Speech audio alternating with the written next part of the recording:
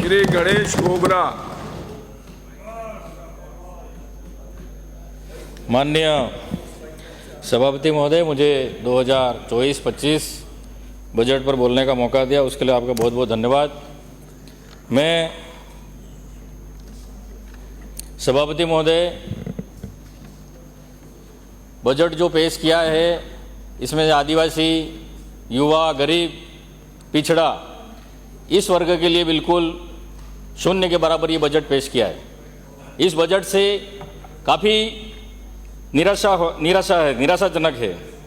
मैं माननीय सभापति महोदय, आपके माध्यम से मैं कहना चाहूँगा कि सबसे पहले इंसान को रोटी, कपड़ा और मकान, ये आवश्यकता होती है, लेकिन ये बजट खाली यहाँ पर एसी के रूम में बैठकर ये बजट बनाया जाता है, लेकिन धरातल पर क्या हो रहा है, धरातल में क्षेत्र की लोगों की क्या समस्या है, उनकी क्या मांग है, उसको लेकर आज तक कोई बजट बनाया नहीं है।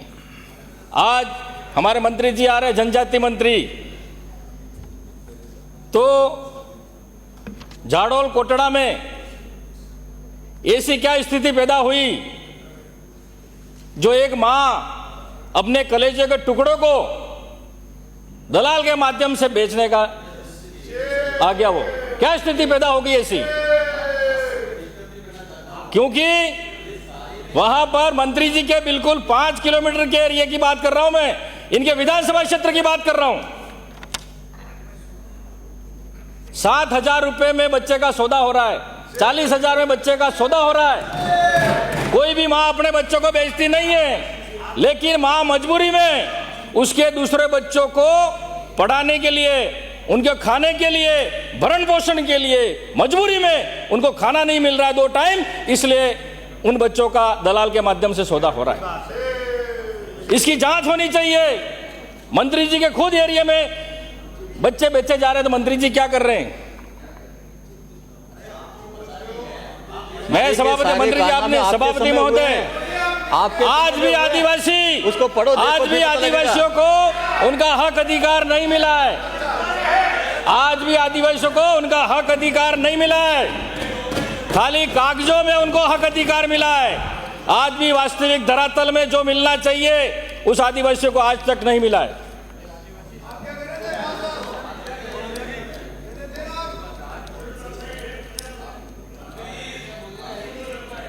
माननीय सभापति महोदय,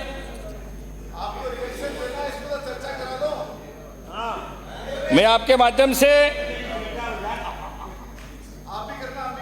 हमारी पूर्ववर्ती सरकार थी, 2 साल कोरोना था, 2.5 साल हमने शासन किया, लेकिन किसी को भी भूखा नहीं सोने दिया, कोई भूख से नहीं मरा। वो हमारी पूर्ववर्ती सरकार कांग्रेस सरकार थी। माननीय सभापति महोदय, मैं और माननीय सदस्य विराजे। आप, माननीय सभापति महोदय, हमको बोलने नहीं दिया जा रहा है। जब हम हमारे क्षेत्र की बात करते हैं, हमारे हक अधिकार की बात करते हैं, तो हमको वहां रोका जाता है। जब इनके सदस्य बोलते हैं तो हम चुपचाप बैठते रहे, और आप भी फिर हमको ही बिठा दो बार बार, उनको नहीं बिठाओगे क्योंकि आप सत्ता पक्ष के हैं। हमारे साथ अन्याय क्यों हो रहा है? हमारे साथ अन्याय नहीं होना चाहिए, हमको भी बोलने का मौका दो, हम भी हमारे क्षेत्र की मांग रखने यहाँ पर आए। माननीय सभापति महोदय, हमारे क्षेत्र की विशेष, माननीय सदस्य शांत रहे। माननीय सभापति महोदय, आप बोलते जाए। हमारे टीएसपी क्षेत्र की युवाओं की खास विशेष करके मांग है, 2 मांग। सरकारी नौकरियों में जनसंख्या के आधार पर आरक्षण मिलना चाहिए, क्योंकि आज जो भी आरक्षण मिला है हमको उसका फायदा नहीं मिला है। अगर विज्ञप्ति कोई भर्ती निकलती है, भले पुलिस की निकले, पटवारी की निकले, सचिव की निकले, तो उसमें अगर हमारा एसटी का लड़का जनरल मेरिट टॉप करता है, फिर भी उसकी मेरिट एसटी कोटे में बनाई जाती है, तो फिर आरक्षण मिल किसको रहा है? ये हमारा ज्वलंत मुद्दा है, और आंदोलन भी हुए, कई बार हमने ज्ञापन भी दिए, आज तक हमारी मांग पूरी नहीं हुई है। उसके बाद प्रशासनिक सेवा में एसटी को राज्य का 12% आरक्षण मिलता है, 12, 12.5। तो हमारे टीएसपी एरिया को देखते हुए हमारी भौगोलिक स्थिति को देखते हुए, आर्थिक स्थिति को देखते हुए, हमारे रीति रिवाज को देखते हुए हमको पृथक से टीएसपी एरिया को प्रशासनिक सेवा में 6% आरक्षण अलग मिलना चाहिए। ये बजट में कोई हवाला नहीं दिया है। ये हमारी बरसों से मांग है। हमारे वहां पर जमीन नहीं है, 1 बीघा जमीन 2 बीघा जमीन पर निवास रहते हैं लोग, और उनको भी भूमाफियों द्वारा हटाया जाता है। हमारी विशेष मांग है, उसके अलावा छोटी मोटी मांग तो होती रहेगी। लेकिन ये माननीय सभापति महोदय, मैं सदन के माध्यम से मैं सरकार से मांग करना चाहूंगा कि हमारी 2 मांग विशेष मांग है, जब तक हमारी मांग पूरी नहीं होगी हमको वास्तविक में आरक्षण का लाभ नहीं मिलेगा। माननीय सभापति महोदय, आज 76-77 साल हो गए देश को आजाद हुए। आज कई पंचायतों में सरपंच भी हमारे एसटी के बनता है, एसटी का सरपंच बनता है, लेकिन नाम मात्र का। उस सरपंच को चलाता है कोई दूसरा चलाता है। सरपंच जा रहा है बकरी लेके चराने जा रहा है, कोई खेत में काम कर रहा है।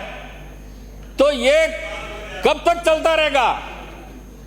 वास्तविक में लाभ हमको न राजनीतिक में मिला है, न सरकारी नौकरियों में आरक्षण हमको मिला है। आज तक हमारे एसटी टीएसपी एरिया को लोगों को आज तक आरक्षण का फायदा नहीं मिला है।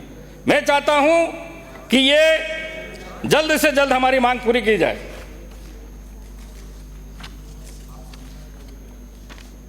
बजट में रोजगार के लिए कोई प्रावधान नहीं है। हमारे टीएसपी क्षेत्र में कोई बड़े उद्योग धंधे नहीं है, सब अहमदाबाद पलायन करते हैं। वहां उद्योग धंधे लगाने का कोई बजट में प्रावधान नहीं है। युवाओं को रोजगार से जोड़ने का कोई प्रावधान नहीं है। और जैसे दांतवाड़ा राजमंद में जो माइंसे हैं, टीडी जावर माइंस में जो माइंस हैं, मार्बल की जो खदानें हैं, किसकी है? पूंजीपतियों की है। तो उसमें क्षेत्र के जो स्थानीय लोग लगने चाहिए उनको नहीं लगाया जा रहा है। और हमारे वहां से शीशा जस्ता जो भी है सिल्वर वो निकाला जा रहा है और बाहर के मजदूर लाके यहां पर काम कराया जा रहा है। बाहर के जो टेक्निकल अधिकारी वो भी यहां पर काम कर रहे हैं, लेकिन मजदूरी तो हमारे क्षेत्र के लोगों को मिलनी चाहिए, वो भी हमारे क्षेत्र के लोगों को नहीं मिल रही है। मंत्री जी, ये आपकी जिम्मेदारी है, क्योंकि आप जनजाति मंत्री हैं। हमारे क्षेत्र की समस्या आपको उठानी चाहिए और मांग पूरी करानी चाहिए। बाहर के लोग आकर यहाँ कर मजदूरी कर रहे हैं और हमारे लोग दूसरी जगह पलायन कर रहे हैं। मैं माननीय सभापति महोदय, सदन के माध्यम से ये कहना चाहता हूं कि टीएसपी एरिया में कोई उद्योग धंधे नहीं है, इसलिए खाली नरेगा के माध्यम से ही हमारे लोग काम पर जाते हैं। तो नरेगा टीएसपी एरिया में जो हमारी सरकार ने 125-150 दिन दिए थे, लेकिन आपकी सरकार बनते ही आपने 100 दिन कर दिए, 25 दिन घटा दिए। आपको और दिन बढ़ाने चाहिए थे। मैं माननीय सभापति कहना चाहूंगा कि टीएसपी एरिया में देख लो आप, टीएसपी एरिया में मनरेगा में 200 दिन किए जाएं। बढ़ाना हो तो देख लो, समय समाप्त हो रहा है। पहले से निर्धारित है 6 बजे का। महंगाई के बारे में इस बजट में कोई जिक्र नहीं है। महंगाई के दौर में जो नरेगा में मजदूरी काम कर रहे हैं उनके कम से कम प्रतिदिन दिहाड़ी 400 रुपये उनकी मजदूरी होनी चाहिए, और जो कुशल कारीगर हैं उनके 700 रुपये प्रतिदिन होने चाहिए। पानी और बिजली ये एक सिक्के के 2 पहलू हैं। पानी से बिजली बनती है और बिजली ही पानी को सप्लाई करती है। मंत्री सभापति महोदय, मेरा समय नहीं हुआ अभी, 2 मिनट में अपनी बात समाप्त करें। 10 मिनट का समय था आपका, समाप्त होने वाला है। माननीय सभापति महोदय, जब हमारी सरकार थी 24 घंटे बिजली मिलती थी, लेकिन अभी 6 महीने में सरकार बदल गई तो घरों में बिजली तो नहीं आ रही है, लेकिन बिलों में बिजली आनी चालू हो गई है। वो बिल पकड़ते, बिलों में करंट जरूर आ रहा है, लेकिन घरों में लाइट नहीं आ रही है। 11 बजे लाइट चली जाती है, सुबह 5 बजे लाइट आती है। तो गांव के लोग क्या इंसान नहीं है क्या? शहर में लाइट आ रही है, लेकिन गांवों में लाइट बिल्कुल नहीं दिया जाए। कटौती कह रहे 4-4 दिन तक गांवों में लाइट नहीं आ रही है। और पानी की बात कर रहे हो, जेजेएम की बात कर रहे हैं कि हमने ये कर दिया, वो कर दिया, विकसित भारत बना दिया। तो पानी की समस्या शहर में भी और गांवों में भी है।